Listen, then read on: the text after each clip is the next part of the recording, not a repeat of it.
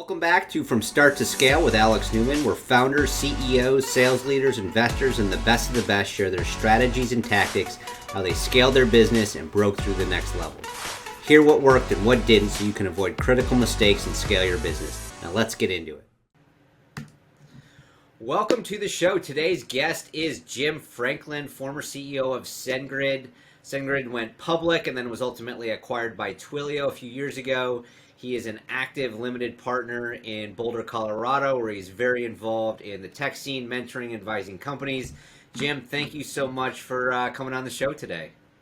You bet. This is one of my favorite topics, talk about scaling and scaling sales and revenue in particular. Awesome. This is what we like. I think that you have a really interesting story. You have a pretty amazing history as far as companies that you've grown. We'll talk a little bit about SendGrid. Feel free to jump back and forth to some of your other things that you've done at Decisioneering or Hyperion, even kind of all the acquisitions all the way through up to Oracle. But we'll have some really good takeaways. Top three that we're really going to have for everybody is going to be hiring senior talent early, go direct before you go channel, and go enterprise when your customers take you there. So I like to go at the very, very beginning, share our main takeaways, and then we'll backfill those into a little bit more context. Where I'd love to get started is kind of your entry point into SendGrid. So you were not the founder. So a lot of people think that, hey, you were co-founder, CEO of SendGrid, but you were not the founder of the company. You came in later on as a CEO. Can you tell us a little bit about kind of starting there, and then we can tell the story from that? Yeah, that came in as employee 25 at SendGrid as the CEO. It was about 12 months after Techstars. They raised about $750,000 after Techstars, and then another $5 million from Foundry Group shortly thereafter. They had incredible traction of revenue. When I got there, they were doing $300,000 per month and adding on the order of $100,000 per month. So that is what you talk about product market fit. It was amazing. I got involved in the business because I've been known around the community a long time. Did get acquired into Oracle, stayed 3.5 years. I had quit to do my own sort of retirement, but too young to not work or whatever, and frankly not rich enough, right? But I could be choosy about who I worked with, and I've known Brad Feld a long time, and he told me to take a year off, take a sabbatical. That's what I was on, a sabbatical. And then a year from now, we'll find something fun to do together. Once I kind of got some distance between me and my last company, and then Brad called a month later, and he said, "Forget what I told you about sabbatical. Have I got a deal for you?" Right? We gave these $5 million. They're 3 blocks from your house, and they haven't spent the money.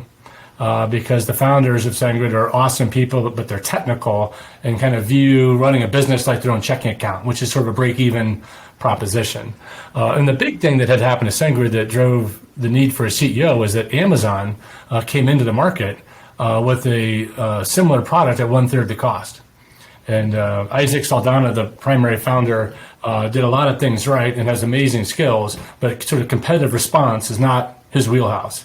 And so the Twitterverse sort of blew up around, this is a SendGrid killer and SendGrid should lower their prices and all this stuff.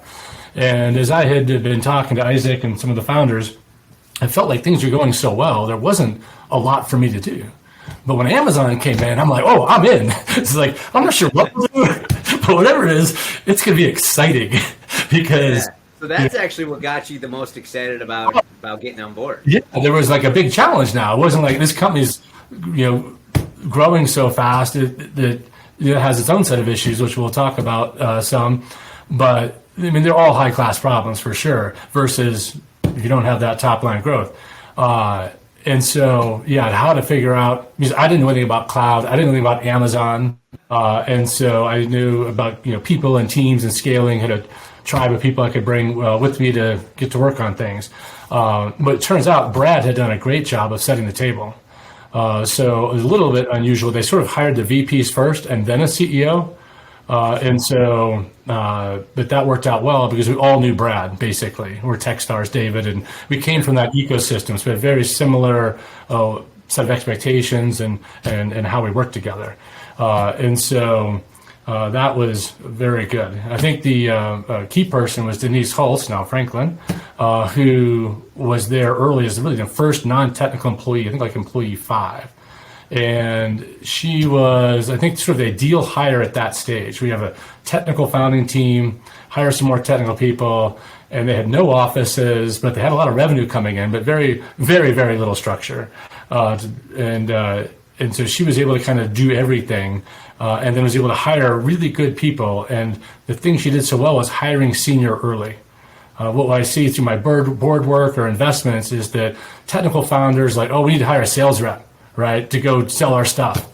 It's like huge mistake, right? It's like you want to get someone who's not too old, like mid-career, that is like low ego, has a variety of playbooks that they've been part of different companies where they've sold hardware through channel, or they sold enterprise software direct, or they did telesales software, or they did, product-led growth review. So they can, and the key is flexibility. My favorite question to ask when you're hiring a key executive like that is, how will you adapt your playbook for the facts on the ground here? Because you assume they have a playbook because they've done something famous. That's why you're talking to them, right? To come into your company. But how are they going to adapt that for the facts on the ground here? So they need to know the facts on the ground for your company. Have they done homework? Do they know sort of what are the challenges you're sort of going to face, or where are some of the rocks hidden that you're going to go bump into? And then what are you going to do differently? And one of my management practices was like one office solution. I'll have everyone together. With SendGrid, we had an office in Southern California, Orange County, where the founders are from, Riverside, and then, of course, in Boulder, where they went through Techstars. And so I'm like, I'll learn how to run a distributed company, right? So I'm going to adopt my playbook, around core values and this sort of thing, the 4 H's, but we'll do that in a distributed environment. Which I got schooled on that. That's kind of hard. Yeah, you got. I got a bunch of different learnings here. Yeah, it's interesting to talk a little bit about that senior talent early. I've heard a lot of people, specifically when you think of like go-to-market, VP of sales, VP of marketing. You often hear this advice of, well, don't hire this 30-year industry vet who has done it and maybe taken a company public. It's you got to go hire the young gun, the person who's going to do all of the work for you.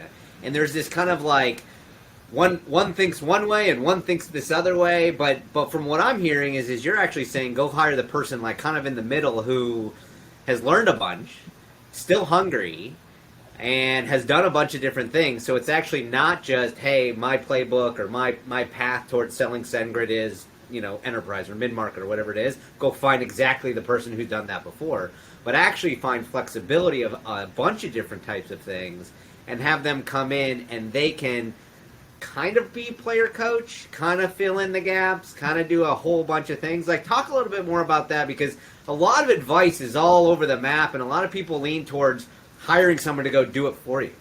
Yeah, so I think you laid that out well. The key is what I call hiring a rising star profile. And so you look at someone's career trajectory, right? You want to like connect the dots. You see the slope of that curve. And then you want to figure out the job you need done. How does that line up where that slope is pointing to, right? So if you only hire people who are those 30-year veterans, they're the been there, done that's, right? And so in MBA school, you learn how to hire been there, done that's. You get out, your criteria, and you publish, a job spec, and you get a bunch of candidates, and they check all the boxes. Well, frankly, it's going to be kind of boring. Right? It might be efficient, and it's good if you're in a high certainty environment. So like when I was at Oracle, you've been doing the same thing for 30 years, and there's not a lot of uncertainty. But when you're in a scaling startup from Series C to B+, let's say, there's still so much uncertainty about maybe it worked last year, it's not going to work next year, or who knows what's going to happen, right? Some big competitor partner loves you or hates you, and something just completely switches. And so that's another concept we call rainbow teams, but we could talk about that in a minute. But the rising star profile. And so when I design a job and a candidate, just my own personal compass, I like to think that maybe 1/3 of that job is something that this person has done in the past. And that's kind of how they pay for themselves. That's the part they know. But 2/3 of that job they've not done yet. But I think that they can. One of my weaknesses / superpowers might be I believe in people more than they believe in themselves.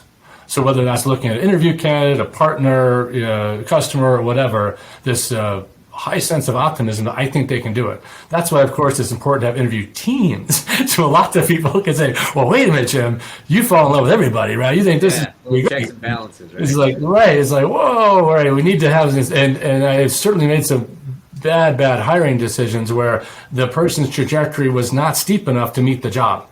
Right, and that's the set up to fail problem. And I'm slow to fire people because I think that they'll turn it around or, all that stuff. And so then you end up having, we had a person and with one company, it was not SendGrid, a director of IT that was really struggling. And that person's not having a good life if they're mismatched for the job. But we did hire a consultant, and then one of their people came and ran our department. And when they did that, it was like, we never talked about IT again. It's just everything always worked. It's just like, oh, that's nice. And so at SendGrid, the classic would be Chad, our VP, or our CFO, had been at Rally Software with Tim Miller, an excellent CEO. And he'd scaled Rally from, 50 to 500 people or whatever it was. And he basically did the exact same thing at SendGrid. And he brought a lot of his lieutenants. The FP&A person and controller came in, to SendGrid, and they brought their people, right, who are some are still at Twilio these years later. And they're really, really high capacity people. And so our finance department was much more the been there, done that side. But overall, I look out across, 200 employees, that mix is sort of a 2/3, 1/3. It's like the 2/3 of one job is Rising Star, and maybe 2/3 of the jobs are sort of Rising Star focused, and 1/3, are like our CISO, David Campbell, is an excellent security officer, right? It's just amazing. So he was a been there, done that, but also a founder of Jump Cloud, and so he gets startups, and so he had that right mix of how to preserve our culture while being safe enough, right? Which is a really hard judgment call. We need to have that'd be a hard one to do a Rising Star on. Yeah, it depends on the role for sure, or depends on the department for sure. I think so when you come into the company, you're going at $300K a month, you're adding $100K. I mean, you come in and you're like, where am I going from here? Like, I'm pouring fuel on the fire. It sounds like you got a couple of awesome VPs here, and it's like, is this like don't screw it up? Is this, hey, where do I kind of make my mark? Is it, do I just kind of, Amazon comes in, they got a lower price point. Like, how are you navigating all of a sudden this, like, exponential growth every single month? Yeah. So I had never seen growth like that. So this was personal learning for me to get a handle on, for our million revenues, trailing GAAP, real revenues, not ARR and all that stuff. We're $1 million in revenue. Then we did $7 million my first year. I was in there half the year, nine months. And then working with Chad, our CFO, trying to come up with projection for the next year, I wasn't used to the ARR math. He's like, we'll do 14 if we don't just shoot customers and rip up contracts we already have. And so, projecting doubling with 100% certainty and more like tripling was sort of our more reach number. We ended up hitting like, almost that higher number, high teens, off 7. And so that took a lot of modeling and getting comfortable. Then as we sort of continued to go forward, we could sort of trust that curve a little bit more as it went forward.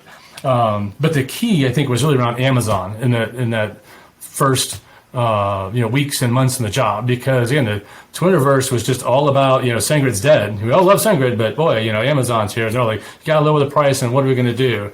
And it turns out that Amazon coming into the market was like the best thing that could ever happen to us.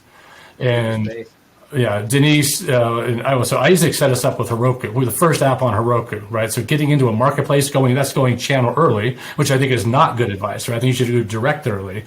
In a classic example, but SendGrid, unique set of circumstances with this incredible pull model.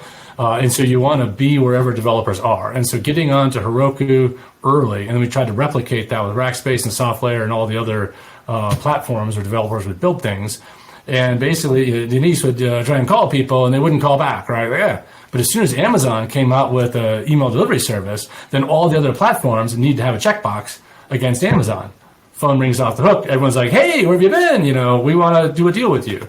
And so I think another key lesson is because we were growing so fast, we had access to capital, and we weren't worried about economics. And so we could treat each partner differently.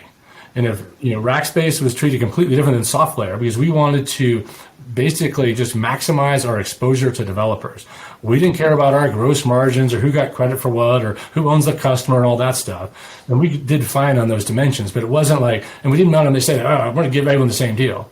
Contrast that with a mature business like Oracle, and there's this, platinum partner program, and they charge the partners money, and there's just a lot of friction and stuff around being a partner at Oracle. And we're like, hey, SoftLayer, you want to have your channel sales team sell our stuff? We'll fund the quota, right? So that the frontline sales managers are excited to move this product, right? And we'll make sure we'll pay you whatever you need so that your management team, that whole chain, is incented to make this work. And with Rackspace, they didn't care about that. We got 100% of the revenue.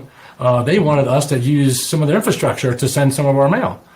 So we, took down some of their servers, and they were able to claim, SendGrid infrastructure, provider. And as a public company back then, that was one of their key reporting metrics, is how many servers did they deploy that quarter. And so we could, contract for servers. That was sort of on the ops side, right? And that created some headaches with the ops people. But I'm like, because we had our own database, centers eventually, it's like, well, but we could always rent, some of your servers and just send the mail to our servers and do all the work, right? Kind of put out listening posts, right? And have some blinking light machines, right? But they met all the rev rec criteria for all the public reporting.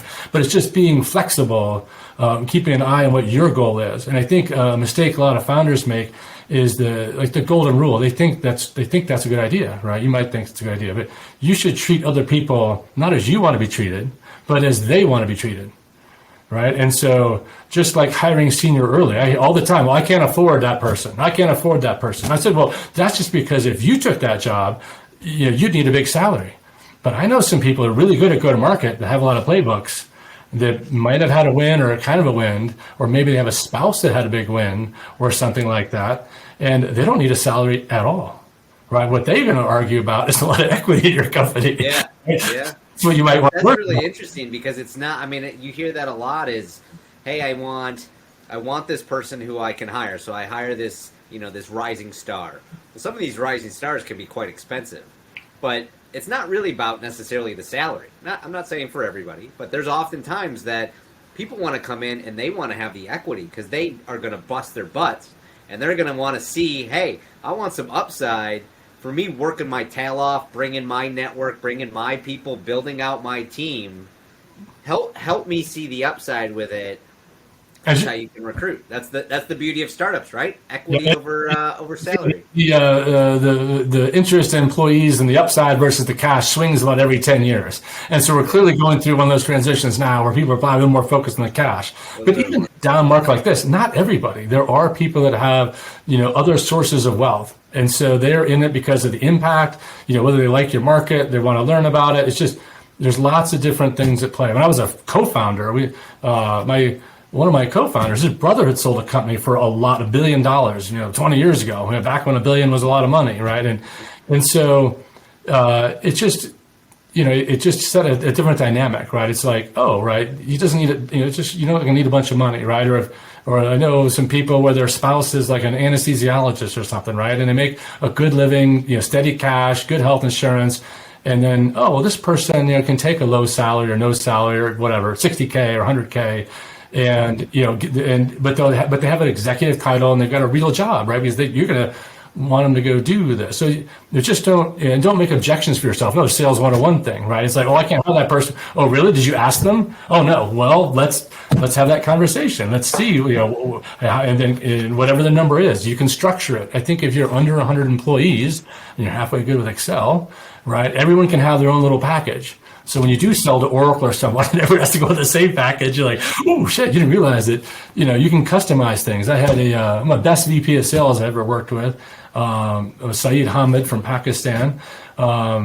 He didn't drink, right? And he really had no vices, but he really wanted the new Mercedes. And so when he got his big bonus, he didn't want it in cash because that would go into the family pot of money, and he didn't really have much say over that. And so he just drove a new car home, and he said to his wife, like, hey, look what they gave me a company car. And, I get to keep it.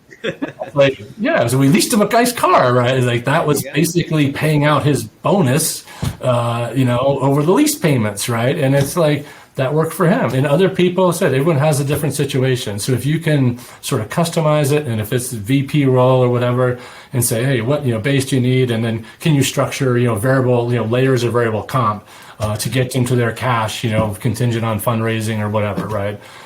So there's a lot of ways to skin it. And we can talk about just hiring salespeople as its own topic, but the style. Well, let's talk a little bit about hiring, because I know that we talked a little bit about initial hires. You come in, you got a couple of lieutenants, you got some VPs in place. Let's specifically talk about kind of that go-to-market motion. When you come in, these aren't your people, right? These are people already in there, and Brad knows his stuff, so there's probably a bunch of people who you really respect, and you come in and you're like, all right, they know their stuff, but maybe not everybody. And maybe they're not a good fit. And if you're growing at the rate that you're growing, things change in 3 months, 6 months, 12 months, pretty fast. That's exactly right. So I think that the people that I'll say have the Brad or David Cohen Techstars sort of frame of reference was a very solid team. It'd be very unusual to find such a complete and good team. So I think it was smart to kind of keep that together. Maybe it wasn't smart to keep together for so long. So you do go through all those things. And frankly, that's where I ran into headwinds in my own abilities. Is I scaled companies between 0 and 100 people. A number of times I spent $5 million, but I hadn't spent $50 million on some startup. And so we went from 25 people to 250 people very quickly. And so I ended up having more or less 3 offices of like 80 people each. And as I look back on that, and I think, oh, that's sort of my comfort zone, right? And not a different executive might have a different frame of reference on what a big company is or what a lot of people look like. So I think that the key was to that core group that worked for me, called those the VPs, was that they hired this next layer, which was not at all Brad or anything. That's what people they brought, their tribe, or sometimes it was, it's all connected to this ecosystem, right? It's a small community. But one key hire was Carly Brantz. And so Carly had been at Return Path, which is a company that is sort of like SendGrid, and was mentoring SendGrid and Isaac during Techstars. Isaac worked there physically just in the months right after Techstars. It was kind of an office sharing arrangement. And then Return Path had some issues, let all their marketing people go, including Carly. I don't remember exactly what she did there, but it was a fairly junior, mid-level, maybe one level up from individual contributor role there. But she knew at least our space around mail and sending stuff pretty well. And so to hire her, and then she just did a super great job building out a content team. And so we found content marketing was key to fielding the sales funnel, really mostly on the we call it self-serve model. And so we ended up having, I think, 5 full-time content people and putting out a lot of things. Another key early hire was Tim Falls, who set up our developer relations. And then developer relations wasn't a thing back then, right? Twilio was inventing it about 5 steps ahead of us. I mean, literally in an airport, right? So we kind of travel around with Twilio, and then some of our best dev rel people came from Twilio. And just Tim Falls and, just doing the global thing. I remember being at the Microsoft office in Mumbai where they were launching a new LinkedIn API. And they know that no developers would touch it who are under 30 because they all think Microsoft is, the Facebook or whatever, and they just hated it. And so LinkedIn, Microsoft asked us, Twilio, and SendGrid to come and basically MC their developer API hackathon on the weekend to launch this API. And they probably had 300 people show up. It was an amazing event. We talk about just like hardworking people that came on very long train rides to be there, but to see the magic of how that worked. And so getting people like Tim, and then hiring up, we ended up having a dozen, 15 developer relations people.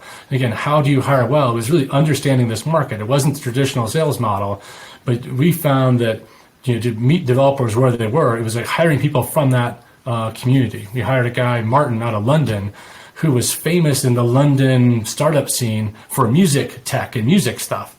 And so he put on this big concert and venues, and he was an influencer, is what we call him today. And so we're interviewing him over Zoom or Google, whatever this is, something like this.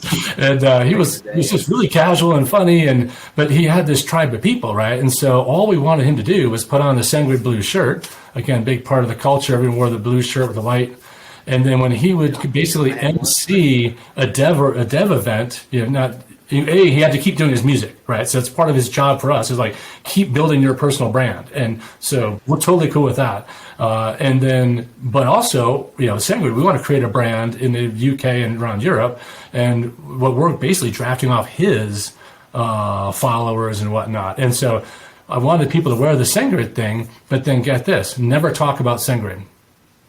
Right? As a developer, if someone asks you, you can say, oh yeah, here's how you turn it on or whatever.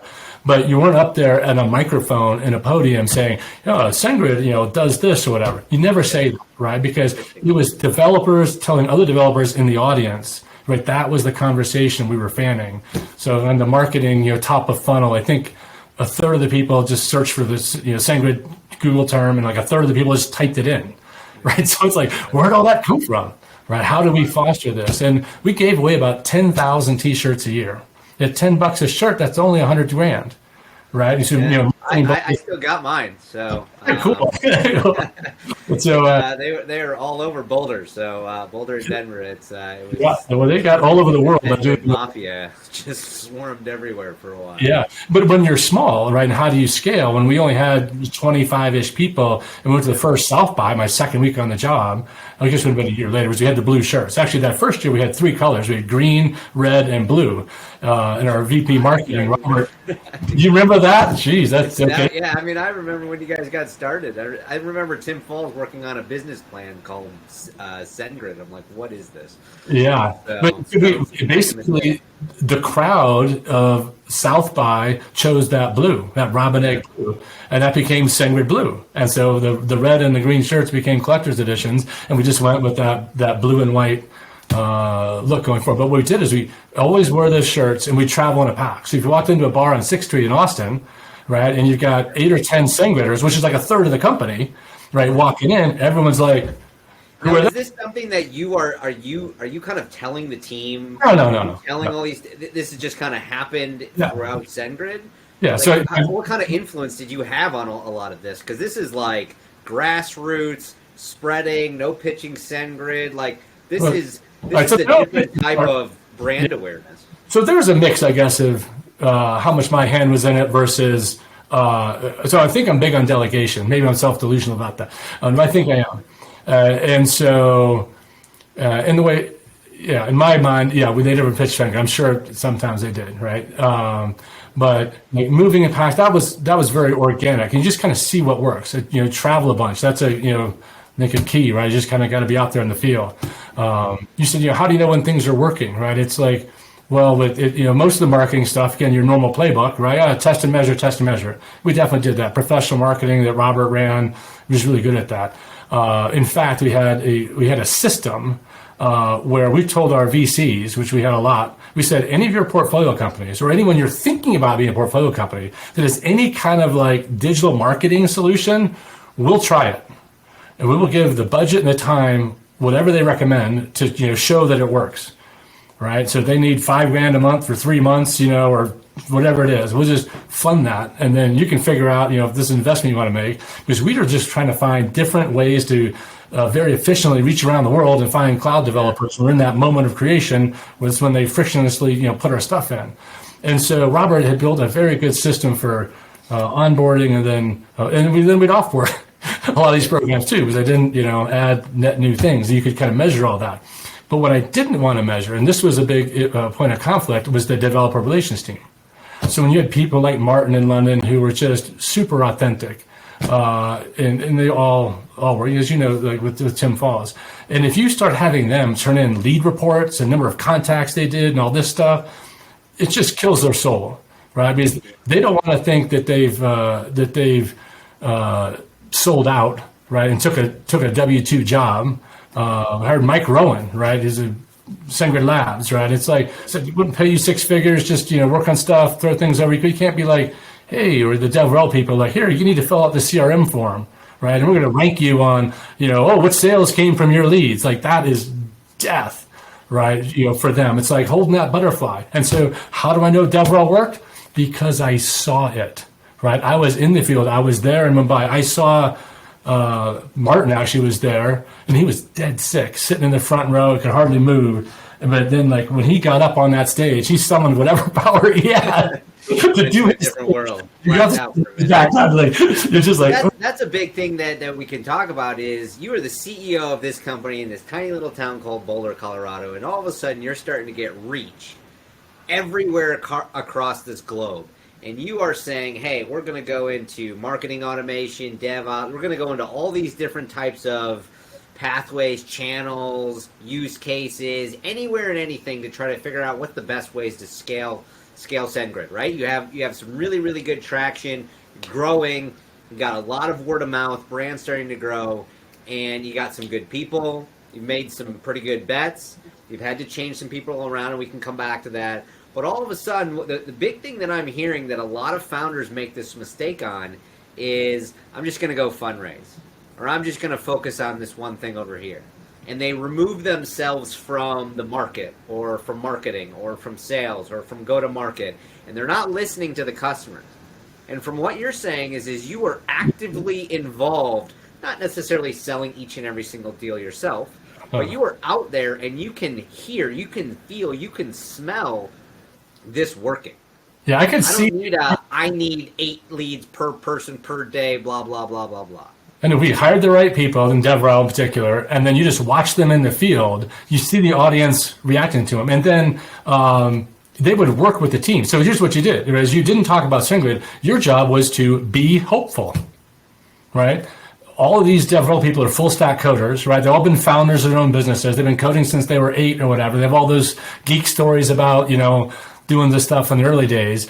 And so they would stay at those hackathons, and if it's a Tuesday, I don't care what they're doing, right? Or a Wednesday, but when it's, Friday night or Sunday night or Saturday night on startup weekend or whatever, they'll stay there all night, right? With the teams and help them with their code or, their production or whatever they need to get something functional to demo on Sunday, right? But they never say, oh, add SendGrid here, right? It's just like, SendGrid, we had the banners, we had, we tried to be like Coca-Cola, right? Which just tries to have 85 impressions for every, citizen a day, right? So it's like, we had a tap in Providence, Rhode Island. So when you went to where the startups hung out and you pulled that tap, right behind it was the SendGrid logo, right? It's just like, that's awesome. Literally like Coca, it's like, we're paying for that keg, right? It's like, that's awesome. DevRel and other employees, you can always pick up a bar tab. Tim Paul started Boulder Beta, and it's basically a party with startups, kind of pitching event in it. And if you want to say, drinks on SendGrid for the next 30 minutes, you could do that, right? Just creating that sense of goodwill so that when we're competing. There's a lot of trust there in your employees, you just said. I mean, just, hey, I trust you. Come up with your ideas. Use your creativity. Like scale. And we talked about this before we hopped on the air here, is you talk about scale as a feature. And this is a feature of empowering everybody to be able to build this feature. That's Talk right. a little bit about that as you continue that. Yeah, so part of the 4-H system, honest, tranquil, humble, happy, the honest part is being like very transparent, telling people what our real goals are, how they impact them. So they're like, up to speed on things, right? This is like what we're trying to do. And with SendGrid, it was very exciting, really, for the management team, and Denise in particular, being, again, a low-ego sales leader. Because I love all my other VPs of sales I've had, but every one of them would have put their hand on that revenue and said, I did it, right? This is my revenue. It's my commissionable revenue. I want my team paid on it, right? Because that's how they think, right, as Oracle or, enterprise field people, right? But because she was, again, low ego, seen lots of playbooks, and like Chad, the same thing, very much Tim Miller, this way of doing business is, that low ego and high decentralization. You push decisions down. And I love Chad for his intellectual curiosity. Let's see if it works. And again, with our revenue growing so fast, we had incredibly easy access to capital. We made 0 outbound phone calls for finance. Right. 0. We're not allowed to tell anybody that. Because we were in the stack of all the cloud companies. Yeah. So all the cloud investors asked their CTOs, what's in your stack? And then everyone said SendGrid. And they're like, what's that? And so they call us and like, what is SendGrid and why does everyone use you guys? So that was, after a career of raising money, it was nice to be the pretty girl at the dance for once and have them call us. And Well, because it's interesting based on the way that the ground was kind of laid, and this is obviously timing in the market and the specific product of the problem and everything. Especially like SendGrid starting today versus when it did would be a completely different story. Right. But the way SendGrid started to happen is through all of this evangelism and everybody doing all these different things and saying, hey, we'll help with marketing automation and we'll help with all these different types of use cases and different types of technologies. All of a sudden, you are starting to seed from the bottom, and you are having your developers who are in all of these other companies come to these hackathons, talk to all their friends online, do all these different things. Hey, how'd you do this? How'd you do that? And they're starting to use SendGrid. Maybe as a hobby, maybe as a free thing, maybe over here, and all of a sudden it starts to trickle all the way up. Yeah, so it really, SendGrid got inserted really at the moment of creation of whatever it was. So if you're Uber or Pinterest or Booking.com, maybe Booking is different, but all those companies start off little and free, basically free accounts. Whenever the three founders were hacking it together that first night, it's like, oh, let's just see if this works, right? And instead of doing your own email infrastructure, you could just send it through SendGrid. So if you were in a certain section of San Francisco and someone saw you not using SendGrid, it was almost like a status thing. You'd be like, hey, dude, why are you doing that, right? You shouldn't be messing with email because it's boring, and SendGrid does it, and it's free. First 40,000 emails, so good enough for tonight, right? Let's just use that. And so people could, there's a lot of things lined up. Part of it was people could onboard by themselves, and there was no cost. Once they were on, it didn't cost us anything to send 40,000 emails.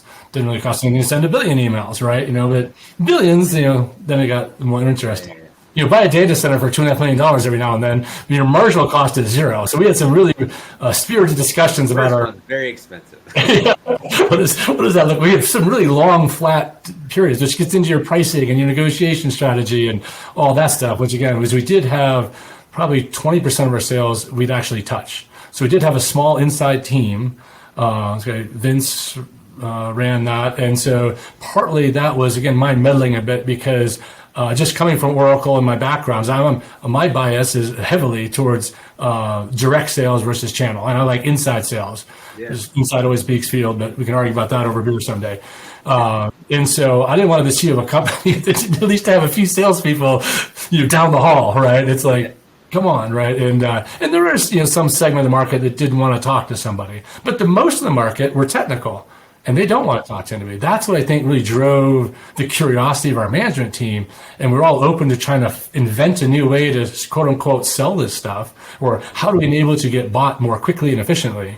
And really following Atlassian and Twilio, we're kind of there. Twilio was founded and funded a year ahead of us. So it was almost like a big brother kind of company, but you're basically, juniors and seniors in high school, right? You're very close to each other and very cooperative. And so, that we could just kind of learn from each other about how do you pay Delaware people, or don't track them, or it's just a bit of the blueprint for you already. Yeah, it's just like I don't know if they tracked theirs or not, but I don't know, maybe they did.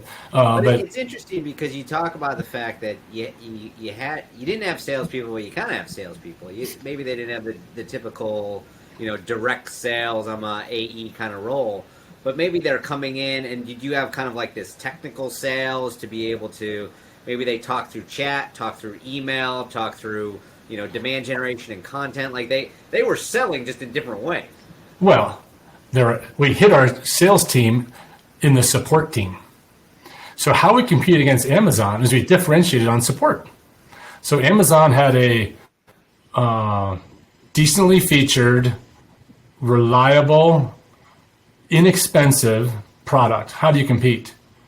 And so Clayton Christensen model, right? We competed on convenience, broadly is his category. I love competing on convenience. I recommend that pretty much for everybody in the startup land.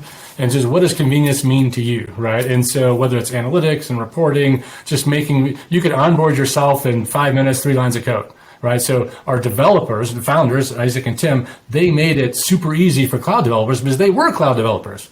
So let's just make this super easy to onboard. And so when Amazon came along, what we realized is that if something goes wrong and your mail doesn't get where it's supposed to go, as an Amazon customer, there's really no one to call. There's just no support. They call it public support. They're forums. You just support each other. Complain to another customer. And it's so cheap, they just say, send it again. right? And so we took the opposite approach, and we went heavily into support. We hired computer science grads from Boulder, and so they were 22 years old, again, been coding their whole lives, and put them on the front lines of support.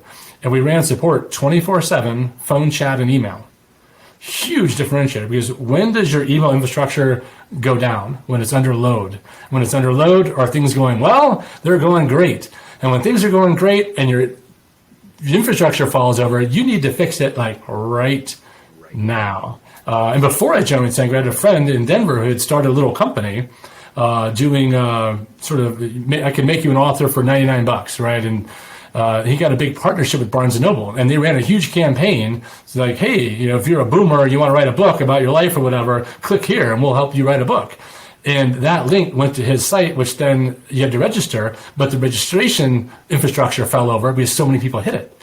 And so he called, he started just Googling, like, how do I fix Amazon mail sending or whatever? And he got our support number, right? And so one of our policies, which is unusual, but this one came from me, is we would support non-customers, right? So our mission, very simply, and this is why I don't hate KPIs, was just make the mail flow. If you're a SendGrid employee and you're making mail flow, that's good. Not spam, that's the constraint. We had spam cops and they were awesome too. We need to do that, but make the mail flow. And so when this guy calls in a panic because he's going to lose his company because his whole company is based on this partnership, and the partner's like, you freaking laid an egg on launch day. I need this fixed like right now. Well, one of our guys can calmly walk him through the 10 steps. Do you have this set right, that set right? Oh, you don't have that set right. Now it's working. And the person's like, wow, it seems like you know a lot about this. Like, what do you cost? Well, it's free to start, just super easy. And then, yeah.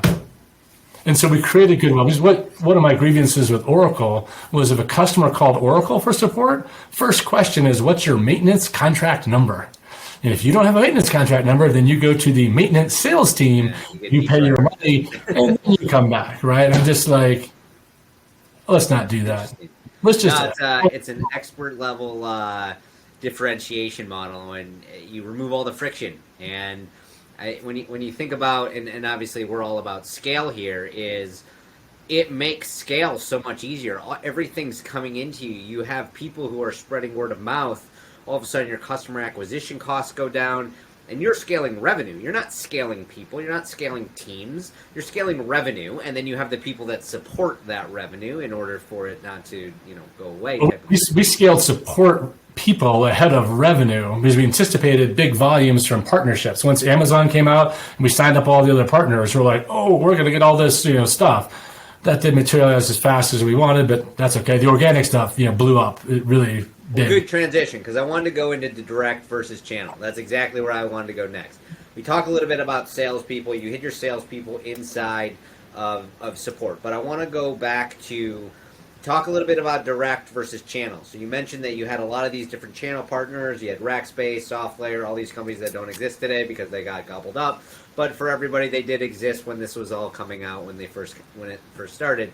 When you think about it, I'm a big component of go direct first, because channel is very difficult to get somebody else to sell your stuff if you can't sell it yourself directly. And so walk me through, like, what did you do? What were your learning moments around going direct versus eventually going to channel and that type of situation? So SendGrid had almost always been, I don't know what to call it. It's self-serve. So when the founders, being cloud people, were all working remotely, right? Because they just Starbucks or whatever, and they had people all over the world: Philippines, Poland, Germany, up and down the West Coast, and so they were living in the metaverse, if you will, of 2010 or 09, and so they just thought that if they put this out there, people will find it and use it, and it worked. They did. They were literally sending $10,000 a month to Isaac's PayPal account. He hadn't even incorporated yet. Right. And so it's that kind of pull. That's what I said. This is real product market fit, not whatever people say. That's product market fit. That you've got to then create a company and deal with bank accounts and taxes and all that stuff, because it's like, oh shit, people are sending us money from Turkey, actually, is where a lot of money came from to start. But that's another story. A little PG. It turns out that in Turkey, like, having sex outside of marriage is not okay, but if you're married, it's okay. So there are certain organizations that arrange 1-hour marriages, and they're very competitive mafias that want to control that business, and they use email to fight with one another. And so they're trying to take down the other people's email systems. And so when they found a big email sending gun on the internet, they're like, "Oh, we want to use that, right, to blast our people and take down other people's stuff." There you so go. Another use case for you. when I got out of there, we banned every account in Turkey, just wrote off the whole country because it was just so wouldn't meet our spam standards. Okay, sorry, get me back on track. So let's talk a little bit about direct. Let's talk about channel. Like, so it's really you have a couple partners. Where are we at here? Yeah, so we're really with self-serve, and then we really just sort of tried to encourage that self-serve in many ways. So even the partner channel was not really, I don't think, really creating demand. Like with Rackspace, there's a developer portal, and we thought of it as much like a B2C. We wanted to be on the top half of that portal, where the portal had a little news section. It's like, what's new on the Rackspace? And so we would publish like content from Carly or whatever, so that we stayed in that. So when a developer first logged into Rackspace, like, okay, what do I need? That's what we cared about in the partnership. We wanted above the fold, one click, sign up. Right, just like Amazon, right? Like, boom, so we didn't care about the economics so much or all the that part. It was just, we really wanted the developer experience to be super simple and easy. So we were just sort of fanning that. And then when I got hired and then sort of brought in an inside telesales team, so we have some deals, where again, people have some questions, or they're like, if you have a Shopify type business, we have a master account and 30,000 sub accounts and doing reporting, and there's some issues, around that. And so, but that was definitely never the real driver of the whole business. It was this sort of organic, bottoms up piece. I think where we made a big mistake in 2012 was our investors and our board. Every quarter, were telling us to go up market. You need to sell bigger deals. You need to go up market, because that, I'll just say, is their playbook, right? Is like, because I did this, these other 10 companies, and that's how they went to IPO and they moved up market. And I think the best advice I got was from David Wan of TCV, not one of our investors. And I just would have this conversation with people like him, and I said, when do you go up market? And he goes, you go up and your customers take you there. And I was just like, mic drop. That is the answer. And so in 2012, explain that more. What do you? Yeah. I mean, I think I understand, but when listeners are hearing that, what is an example of your customers taking you there? Pinterest. So Pinterest started, when it was 4 people, in Soma, just little business, and they start sending some mail. They start sending them $1 million a month, paying $1,000 or something. We had an awesome customer success team run by Amy Musto, and so she ended up scaling herself. Again, hire senior early, 17 people. We never lost a major customer. We never had a win-loss chart in a board deck because we didn't lose anybody. Right? It's just Amy took care of all the big ones, and so she took care of Pinterest. And as Pinterest grew, right, and grew and grew and grew, it's like, they wanted different stuff, right, around account management and various things, or they need some kind of certification about our processes and things. We're like, what's this? And so what you're hearing, right, is all that big company stuff that Oracle's got all checked off, or I was at the board of Cloud Elements, right? We partnered with SAP early. And so we had to act like a very mature company when we were a Series B company. And it took a third of our resources to do all that compliance stuff and the account management and all the things that made us the glue for SAP Cloud. But with SendGrid, we didn't do that in the early years, because we were just working with other startups who didn't give a shit about any of that stuff. They're like, does it work? Is it cheap? Is it easy? Done. Next. But so Pinterest was a great example. They were sort of leading that wave as one of our biggest and fastest growing customers, and they were starting to ask us for things that we weren't delivering. So that'd be a great example of our customers leading you up market. And frankly, we all know, basically an employee used to cost $10,000 a month. Let's say it's still a good estimate. So they start paying us $10,000 a month. They start paying us $20,000 a month. Amy and I are like, hey, we all know they got to be thinking about taking this in house. And as a business, we didn't know where's the ceiling to our business, because every business has a floor and has a ceiling. And our floor is very low, right? Like, just use us, even very small. But when did people are like, I'm not going to do this, right? And so when they got to 20,000, flew out there, right, with Amy and Denise. We sat down with the Pinterest people and we're like, hey, you guys are going fast. Like, what's your thinking about taking this in-house? We just want to know, because if you want to do it, we'll make sure there's an orderly transition, right? Let's be cool about it. And they said, they're like, we love Amy. Our business is growing so fast. It's just chaos. We've had a different person every quarter in charge of infrastructure, in your area. And you're like the calm eye in a hurricane of Pinterest. He's like, that's the last thing we want to change, right? And whatever you charge us, it's not on anyone's radar. It's, you're still stupid cheap. It's you're a solved problem. And we live in the world of, they're scaling their own business, right? They don't need to go invent other problems. They were so far away from that. But, well, it's interesting what you're saying here, because you essentially have a PLG moment, right? A PLG sales motion where they're coming in, they're using it, product-led growth, and the growth is growing and growing and growing and growing. And you got some big name companies as customers fairly early on that also had some explosive growth. So you got some great traction there. And all of a sudden, you're starting to see within your own numbers, right? You're looking at your own usability numbers as scale is happening, and saying, yeah, at what point in time do you bring this in-house? And that's, with any type of business and any type of outsourced resource, is when am I going to put this in-house? And I think that's a very, very legitimate concern. And what I'm hearing from you is you actually are looking at those numbers. How often do you look at those types of numbers to be able to proactively go to these customers? Probably monthly. Monthly. Okay. So you're looking at them pretty frequently to be able to say, hey, we need to make sure that we get proactive here. We cannot all of a sudden have Pinterest call us and say, thanks, but no thanks. I appreciate it. We're going to transition away. We decided to do this in-house. So none of this is coming as a shock or a blind spot or anything like this. You know that this is a very legitimate part of scaling, especially your customer scaling, because the whole point is you help them scale. So part of SendGrid's business is helping them grow faster. A lot of businesses out there are, hey, we do the thing for you, but as your business grows up, maybe we hit our ceiling. You guys are never really hitting your ceiling. It's unlimited.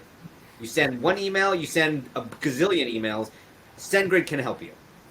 Yeah, we could send a lot, but there's a limit to how much they would pay, and I'm not sure how much I can talk about all that. But it was like so many things. It was sort of ironic in that we ended up doing $1 million deal with Pinterest, and because we had salespeople get involved or whatever, right? And then and the board all happy, right? It was, we got $1 million deal, but like Chad and I, we're like, this is actually a very, very sad day for the company, because that $1 million deal showed a limit on the upside of how they would not keep paying.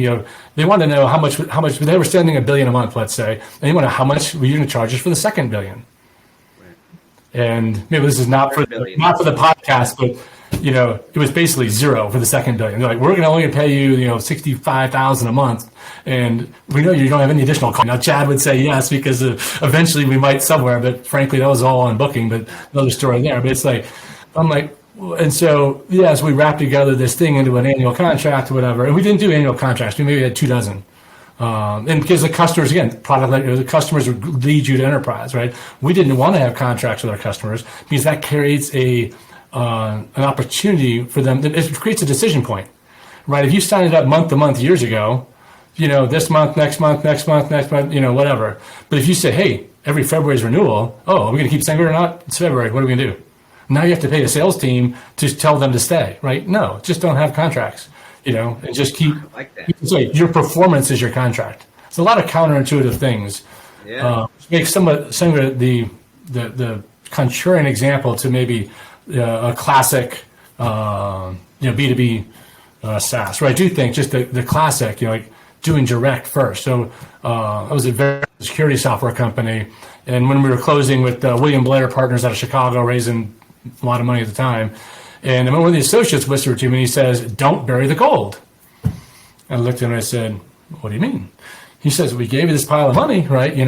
Put it to work, right? And we're going to go see you make a dent in the world, right? And so I've kind of said that because it really gets to the heart of the conflict between a VC and the operator. Because the operator founder has one company, right? And so you have a different risk profile than a VC that has a portfolio. They want big wins and zeros, right? Ones and zeros are good, right? But as a founder, you don't want that zero. And so But what we did was where we spent the money is we did an inside sales program, we did a field sales program, and we did a channel sales program concurrently in our Series B. Okay, that was a disaster because it was super expensive. It's a lot of moving pieces. A lot of moving pieces, but we had the money to hire the people. So we had a guy based in Atlanta and DC and Dallas and all that stuff. And then we had channel reps out there, double paying channel deals and all that. And then we had the inside team. And so clearly in hindsight, what we should have done is start with the inside team. Because you can iterate so much faster as you try the different sales processes, what objections we're going to get as we go to different segments or verticals or whatever, and we can kind of debug our sales process and then go direct field, right? Say, oh shit, we're always going to New York or San Francisco or Houston or whatever. Like put some people out there and do that face to face. And then once we know how to fish, we can teach someone else how to fish, right? Like, okay, let's set up the channel and do the channel reps and theoretically pass it off to them. They can go get the stuff we'll never go get direct. I mean, that's the classic, step, how you go from founder-led sales to an inside team, right, to a field team that you can still kind of control pretty well, but they're not literally under your nose. You're not having lunch with them every day. Then to a channel team, which is kind of like pushing a string. And again, I think when you interview and hire people, you should ask them like, so are you a channel person or are you a direct person? And I'd be like, direct all the way. Again, I joined SendGrid doesn't mean I'm going to crush it with a direct approach because I'm flexible. And I said, that doesn't make sense. And I want to call a developer and say, hey man, you should use our stuff. No, I'm not selling marketing tech here or something, right? It's like trying to how to sell to developers is, it was a good challenge back then, right? To kind of figure that out. So what, curiosity here, inside sales, you got an outbound inside sales team, or is everybody coming in, you're using kind of the product to be able to say, hey, these people are using all this stuff. Yeah. So I'm going to come in from the technical. I mean, just again, genericize the company a bit, right? You've got some kind of content marketing, you're pushing stuff out there. They hit a website, they do downloads or white papers and generate that stuff. They get a score, and you have an inside team with junior people, right, that are doing some of that calling and setting up appointments for more senior people and closing deals under 5K, one call close on a credit card, that whole thing. And then 5K to 50K is a more senior rep. Maybe one call, do a demo, take a SE out with you, that kind of thing. And then, above 50K, 6-9 month cycles, contracts, blah, blah, blah, that just all that stuff. And so, even with other business, we were good enough to get good enough traction on the product side. Even the business we ended up selling to Oracle was half product led. We had 800 MBA programs, Crystal Ball software, the Monte Carlo simulations. If your second year finance course, you learn how to run NPV calcs with Crystal Ball. And then you get a job at GE or Ford or Pepsi, and you say, oh, I need to use Crystal Ball. So you just use your Amex card and buy it. And so we'd have a copy. So you're a customer for $1,000, and then you get a call. Hey, you're a cost analyst. Tell us about your department. Who else is there? Oh, there's 300 of you there. Terrific. Let's come out and we'll train, the 20 people in your department. 2-day training, with software. It's, $35,000. Your boss can approve it. It's just bang, bang, bang. That was probably, 50% of the business was the one-offs. 25% was the sell the department. 25% was like, okay, now that we have, 1,000 people at GE, let's go license. We licensed 305,000 people at GE and got a corporate installation for all their stuff. And so you go to IT and say, hey, you've got all these things on different maintenance contracts. You go to finance and say, these people all paid full price. Thank you. Let's roll this into one contract, one maintenance thing, give you a global discount, blah, blah, blah. So, there's a pattern that makes sense. It just doesn't map to SendGrid very neatly because it was such a quirky thing to quote unquote sell to a developer. Even like Rally software didn't sell to developers, right? You're selling to managers and developers or product owners, people who run how development gets processed, but not like we were the founder. I think you have the different processes based on the market. And if you're creating a category, just because this is the way that you used to do it and the way that you're comfortable with it, for everybody listening, if you ever want to be in sales and never make cold calls, go work at a company like SendGrid that everything just comes inbound and you have to do everything via email or chat or whatever it is. Yeah. Because a great way who's technical wants to talk on the phone. Yeah, a great way to scale that kind of a telesales is if you go hire normal telesales people, they're going to want to know what their quotas are and their commissions, and there's so much uncertainty. You're just like, no. And so through Techstars, we met Emily Griffin. And she came from Kansas City with her startup idea with her husband. And I'd say the community loved her and her husband, but we hated their idea. It was the online scheduling of offline greeting cards. Like, okay, but she was awesome. And so like hiring a founder. So we said, why don't you come work for us? We got this exciting thing and we need, someone to figure out how to sell this stuff or what parts sold and what parts bought. Again, a key issue with scaling is to distinguish what is sold and what is bought. I had one company, where the one we went to Oracle with, where we did not keep track of that. So we ended up paying sales reps on things that were bought. So we just lowered the commission rate, to sort of a blended commission rate, whether it was maintenance or services, it was all one rate. But at SendGrid, we were super clear. Things that were bought were not commissionable. And things that were sold, love salespeople, right? But I want to pay them a lot for what they sell, but I don't want to pay them for stuff that was bought. And so with her, we just have an honest discussion about, what salary do you need? What variable is sort of interesting? We'll just pay it to you as you figure out what does a rep look like, right? With just this, again, high, honest, trust, delegation. It's like, let's just see what, you don't know. Like, and so I think in a normal semi-mature, say Series A organization, my deal with the sales team would be, hey, look, here's your plan for a year, right? And if you make me look like an idiot because you blow it out or, it's a tough year for you, we'll settle up again next year and, move the goalposts around again.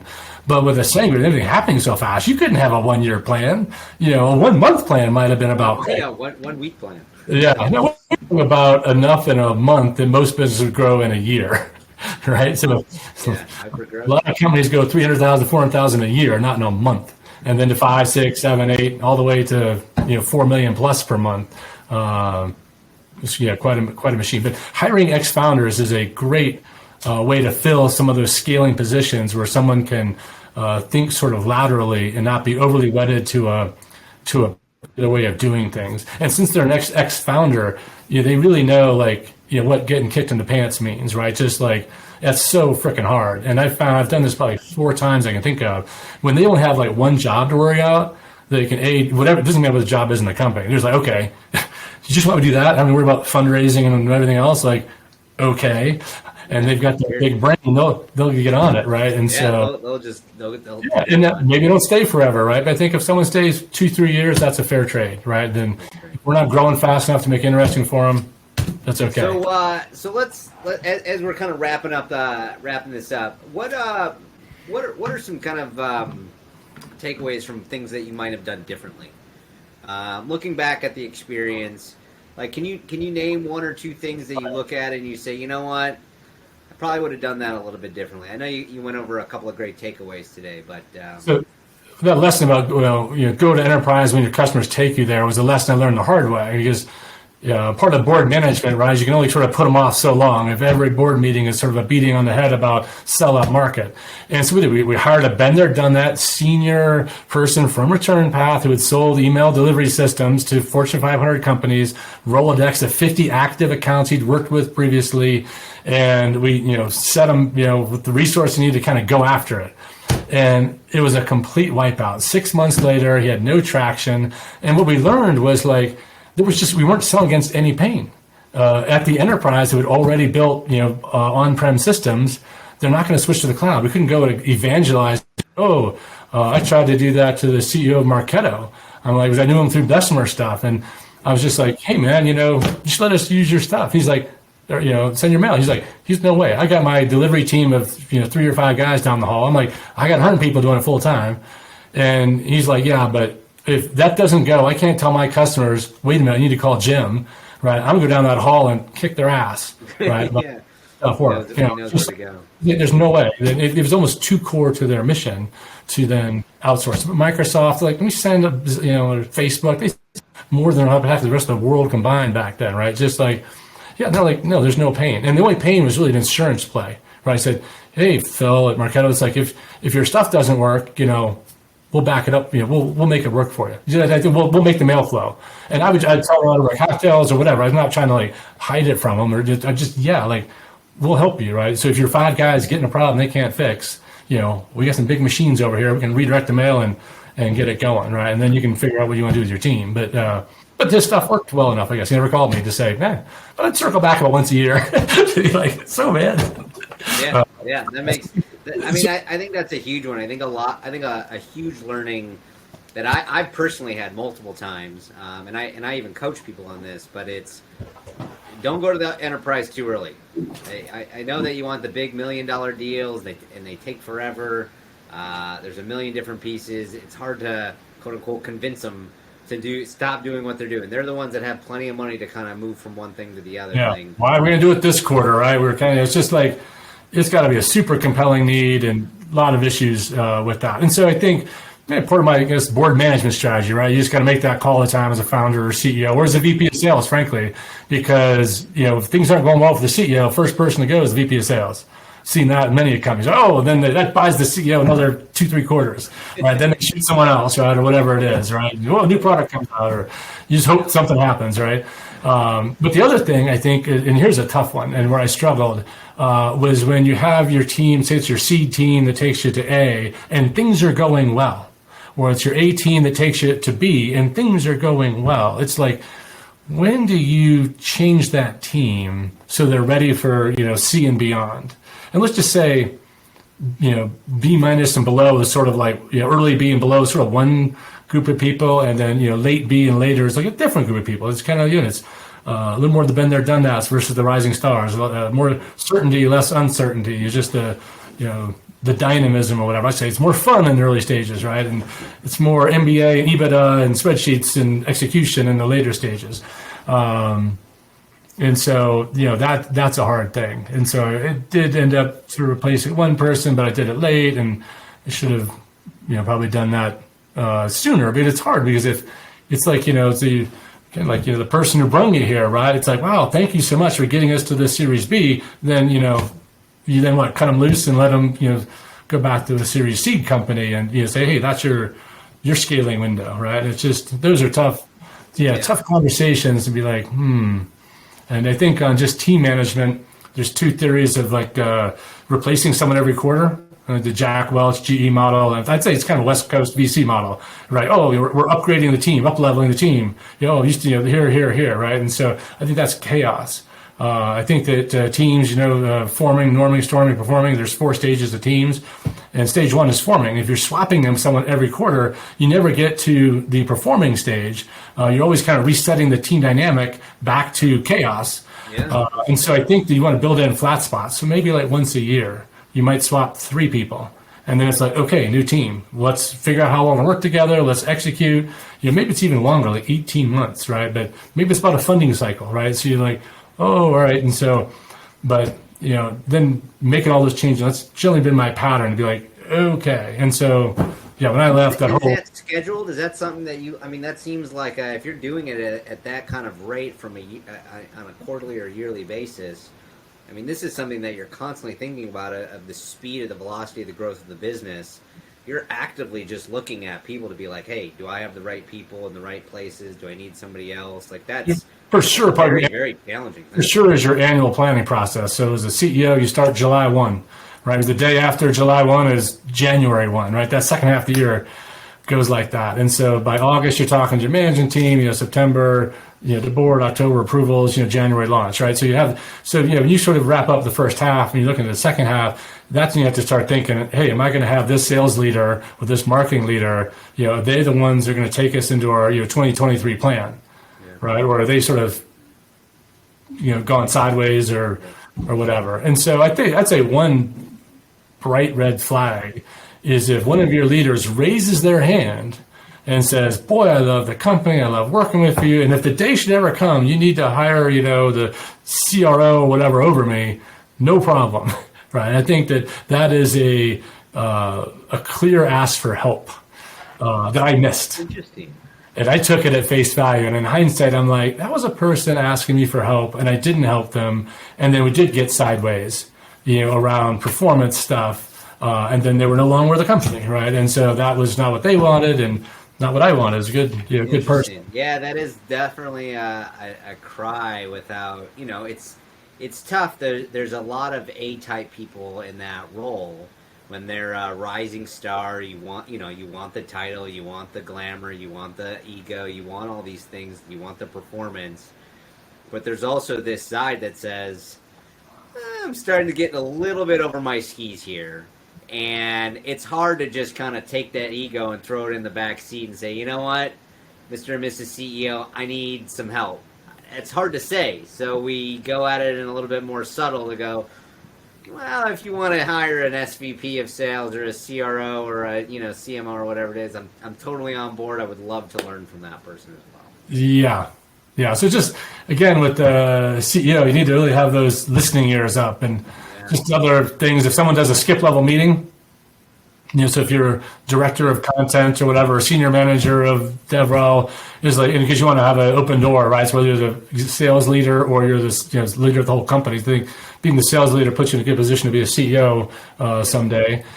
Is that when someone does a skip level meeting, you should always take them, right? Because that's good for a leader to do, but you should never say anything, right? And just quietly note to yourself that person's probably on the bubble, right? And if you talk to their direct boss or in the chain, like, oh, that person talked to you, like, that's funny. I mean, they'll show up with their little, scorecard of all their achievements and great stuff they're doing and why they love the business and laugh at all your jokes, et cetera. It's like, just not many of those. Read the room, right? Read the room. See what see what's between the lines. That makes a lot of sense. Jim, I got 3 last questions. They should be pretty quick for you, and that's how we like to end the show. I really appreciate the time here today. A wealth of knowledge, a lot of good things. You ready? Fire away. All right. Favorite book or resource that you recommend to founders at the beginning stages of scaling? It could be a podcast. It could be a person. It could be. No, it's Patrick Lencioni has written some books, and the first one, so I'll start there, was The 5 Temptations of a CEO, and it's an easy read. It's written in screenplay format. It's a lot of white space and dialogue, and you turn the pages fast, and it leaves a hook at the end of every chapter, which is only 2 or 3 pages long. And so you want to turn the page and see what happens next. And you can read it on a plane between here and San Francisco. And he's got 5 dysfunctional teams, some other ones. And I think what Patrick gets right is getting clear on culture. And so we didn't really talk about that, but having clear on culture, I've got this system, and you want to come up with interview questions for it, and then sort of scaling the people part is what makes it all work, right? And so if you're not clear on sort of who you are as an individual, as a founder, and then your co-founders and those early hires, as you go from 10 to 25 to 50, 7,500 or more, and you're getting, even with 25 people, you start to have departments and things, right? And it's not just, hey, call production. That's just, it's important to have that sort of foundation. So I would put Patrick, it's probably been most influential on me about the scaling part. Awesome. Anything that would be helpful to founders to direct them to get more of Jim Franklin? Just at Jim Franklin at Twitter is where I kind of post about this. If Twitter blows up in the next whatever while, we won't get that. That's a different conversation. Certainly still active with LinkedIn to try and share content about what I think is sort of new or interesting or stories around scaling. Which wonderful. We will link that all to the show notes as well. And last but not least, anything else to share? Any final remaining tips, tricks, wisdom that you want to part with? I'll give you one more. Rainbow teams. So talk about yes, I had that circled. Thank you for going back to it. Tell me about that. In scaling. And so a rainbow, of course, has many different colors. And since I live in Boulder, right, sort of rainbow land, right? So, but it's not that kind of rainbow. The idea is sort of like the rising stars and been there, done that. Is that if you hire been there, done that, when you're in this chaotic scaling phase, the risk is uncertainty. So as you go forward in your business and say you think you're going to do a channel model, and so you're going to go hire been there, done that, really good, check the box channel people, but they're one stripe. They only have one color. Let's call it red. They're Oracle Red channel masters, right? And you're like, I am hiring the best people in the world, right? You tell your board or your boss, whatever, I'm hiring the best people in the world. I mean, really the best channel people might be Oracle channel managers, there. And so you hire them, and then you go forward a few quarters, and what happens? You realize, we don't have enough compelling value prop in there, something's issue. We really need to do some other model, right? We might need to do a self-serve model, or let's say an inside sales model, right? You got the religion, right? And said, okay, we should start there. Yeah. And now what? You've got these channel managers because, let's say inside sales or we'll color them green, right? Well, shit, I got a red team, and we were going after the red plan, and now we need to go after the green plan with the red team. That doesn't work. So now we have to, let's go hire the best telesales people there are, right? Boy, there's some great ones in Denver and some sales managers, and they can crunch. But, oh, guess what? 2 quarters later, now we need to go after the yellow strategy, something no one's ever done before. Now we need to go find some people, some yellow colored people that can go figure out some hybrid new way of selling stuff that's going to work in our market, for the next while. And so if you would have hired the first person, not the best person for the channel job, but someone who's merely good at channels, but also they were a little bit good at telesales, they're a little bit good at field sales, they're a little bit good at product growth, they're a little bit, they have those multiple playbooks, right? So you're sub-optimizing on your A plan. Seems a little weird, but what are you doing? You're buying an option for flexibility if the plan changes. And having sat on a lot of boards these last 10 years. The plan changes a few times.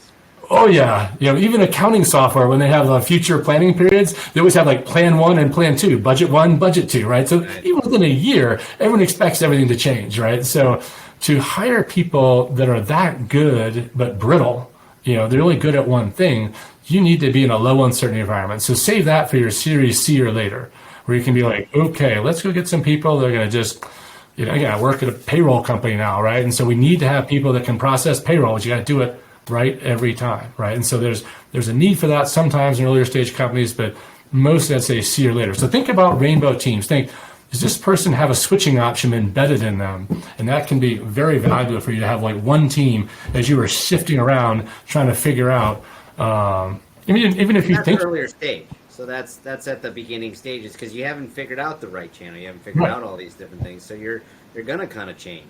And if you hire the one person who's really good at this one thing, and that's no longer the thing that you got to do, you got to start all over again. Right. So reading Black Swan and Nicholas Tubbs books and stuff about so much random uncertainty in life and markets, we definitely underestimate that. So think of like COVID, right? Everyone had their business plans in 2020, right? And approved them in October of the previous year, hired people in January, February, March, and we're all ready to go launch, for real in March.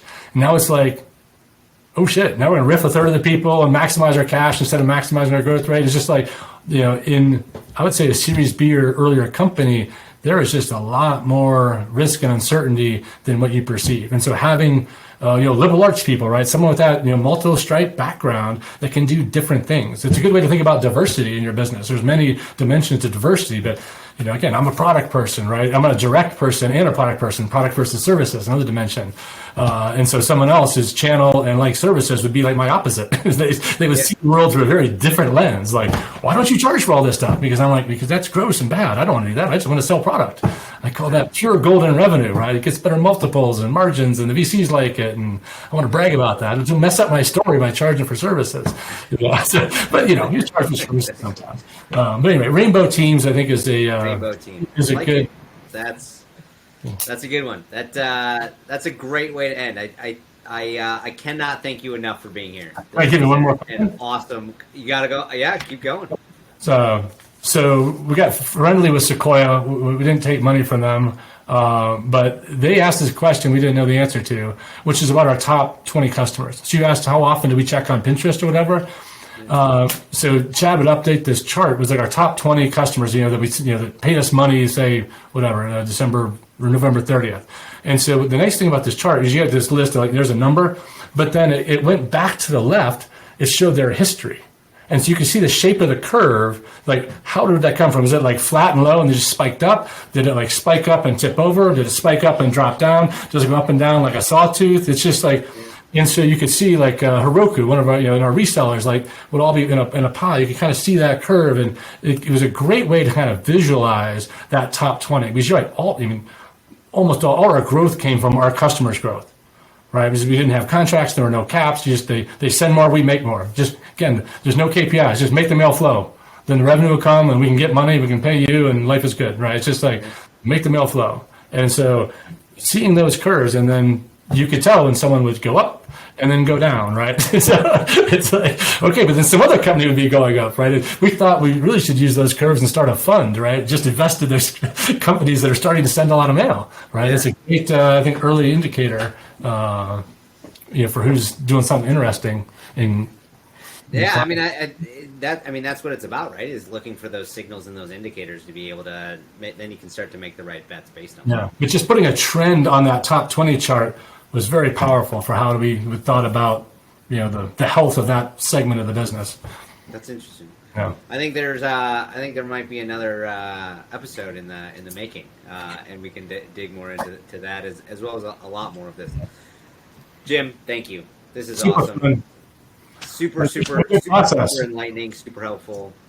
We'll have the transcript and everything for everybody as well.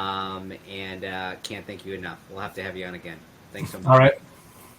That's it for this week's episode of From Start to Scale. Be sure to click that subscribe button and follow us so you don't miss our next episode. I'm Alex Newman. See you next time.